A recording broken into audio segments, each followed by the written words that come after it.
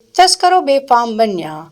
પાન પડીકી લારીને તસ્કરોએ નિશાન બનાવ્યું. નવાપુરા હદ વિસ્તારમાં આવેલ ગઈકાલ રાત્રે કીર્તિસ્તંભ પાસે નહેરુ સામે ઊભેલી પાન પડીકીના ગલ્લાની લારીને તસ્કરોએ નિશાન બનાવ્યું હતું.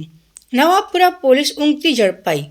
પૂરતા પ્રમાણમાં પેટ્રોલિંગના હોવાના કારણે તસ્કરો બેફામ બન્યા છે.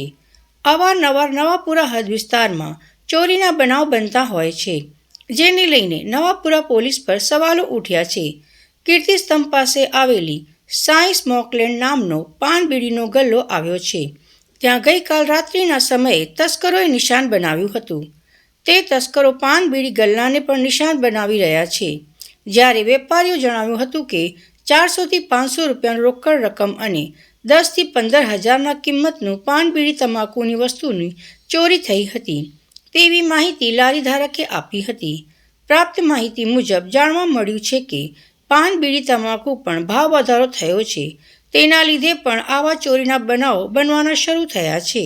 સાઈઝ મોકલેન નામનો ગલ્લો છે. મને દાજી પાનવાલા કરીને ઓળખે છે. અરે સવારે હું જ્યારે સવારે 7 વાગે ખોલું છું, એના પહેલાં જ બાજુમાં ચાવાળા છે એ ભાઈ સવારે 6 વાગે આવ્યા ને એને જોયું કે દરવાજા ખુલ્લા દેખાયા, એટલે એને મને ફોન કર્યો. એટલે હું તરત આવ્યો, જોયું તો ગલ્લામાં આ ચોરી થયેલી છે.